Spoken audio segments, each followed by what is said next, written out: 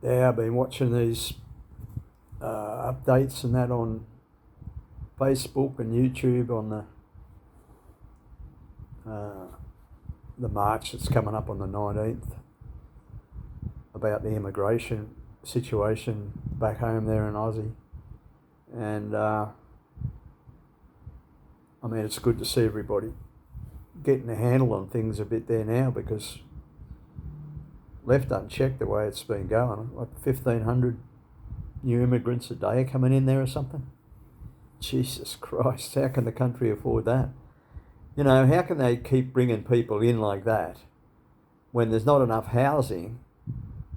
You know, and of course the landlords that have lucky have got investment properties. I mean, they're having a field day, aren't they? Because the rents just keep going up. Ridiculous amounts of money. How can people pay those sort of rents? It's beyond me. You know, I've lived offshore here now for, it's coming up 32 years. Well, it is 32 years. It's 33 years next May. So, and I've checked with immigration just for the sake of it. Over those years, I've been back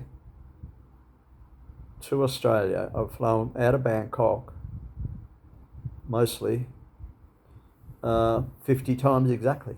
Return flights, yeah, into Bangkok. Bangkok, Melbourne mostly. But, you know, I'm 74 next month. I'd like to sort of call it a day. I've had, you know, had a great time over here, but the last 10 years I've quietened right down, and, you know, I don't travel much around anymore. And, I pretty much choose to stay in, go to the odd coffee shop or something, but I read a lot, and I've just finished writing my third book, which will go into, none of them have gone into print yet, the manuscripts, but just finishing off the editing, which is not a pleasant job, editing your own work. But anyway, about my life here and some other stuff that's gone on with some over the last 18 months have been pretty unbelievable, actually. But yeah, so I'd like to come back, you know, but I can't come back because I don't have the money to come back there. I can't buy a house.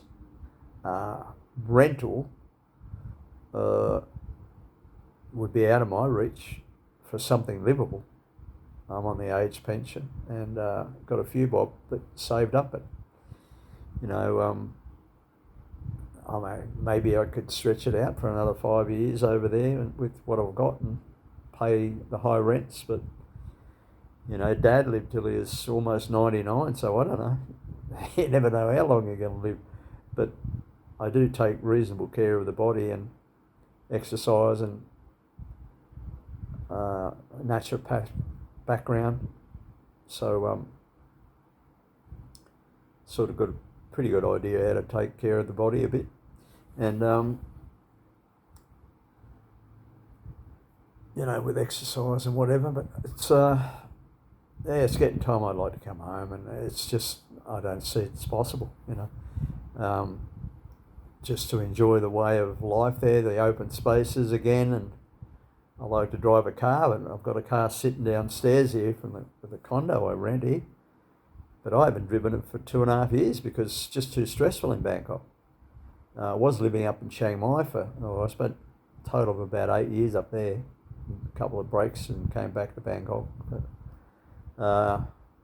so I've been back in Bangkok for the last 2.5 years, but, you know, I like to drive a car back in Oz because you've got the wide open spaces, but not here, it's too stressful. And you don't really need to. They've got Bolt and Grab, and, you know, the SkyTrain's only a kilometre walk away, so I use that. But as I said, I don't go out that much these days.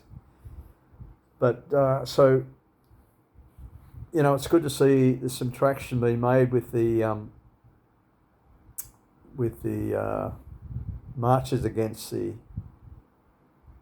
immigration situation over there, and I hope it gets better for everyone over there, and it gets some back to some sort of semblance of what it was even 15 years ago. But, you know, even those 50 trips I did back home, every time I went back there, things just seemed to have been gone downhill again. There wasn't much improvement being made.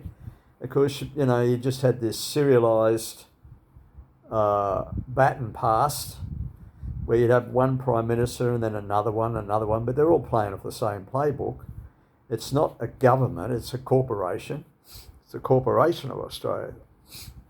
They're only bloody, you know, they're placeholders, those bastards, out for their own gains. They're not for the people. No government is. So there's a few good politicians, but not many. You can count them on one hand, no matter where you go. So, yeah, I would like to come back, but I don't see any chances of that happening. I'd like to go on the ground where my forebears are buried, a country town there. Deniliquin's where I'm from, in New South Wales, country New South Wales, good old Deniliquin.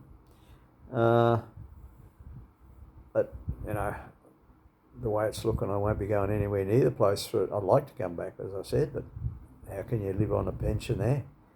I'll be sleeping on the riverbank. I'll be sleeping on the riverbank. Be all right in the summer months, but in the winter, you'd be putting on more than some socks. So yeah, I had a cabin out there at Tarragon Lodge, a place on the Murray, out near, just in from Athara, but I sold it not long before COVID, and then of course after, and you know, I was trying to sell it for 10 years or more. I couldn't sell it for about 50, 60,000. And then they tell me now it's about 250,000 to buy that cabin now out there. So crazy. So you know, I mean, I think it cost me 59,000 in 2004 when I built the thing, had the thing built, and it was pretty nice inside. Exposed beams and a spa in there, a good sized bathroom, and only one bedroom, but you know, it was well set up, and a good sized deck, and big thing out on the deck, overlooking the golf course there, and a creek right in front of me, man-made creek. We'd catch the yabbies, and that was all right. But unfortunately, I sold it because, I was offered to sell it, and then but I regret it now, because that would be a place for me to be. I could live there and you know, I'd survive okay. But that didn't happen that way, so here I am still, and I've just got to. I can't see me getting back unless things change dramatically there, and are they going to change? You know, one would hope so, but don't hold your breath, as they say. Anyway, all the best to you people, in brothers and sisters in Australia, and I hope everything starts to pick up for the benefit of the whole country and its colonialism. And I'm one of the colonials, my family is, and it seems like the people who built the place have been treated the worst.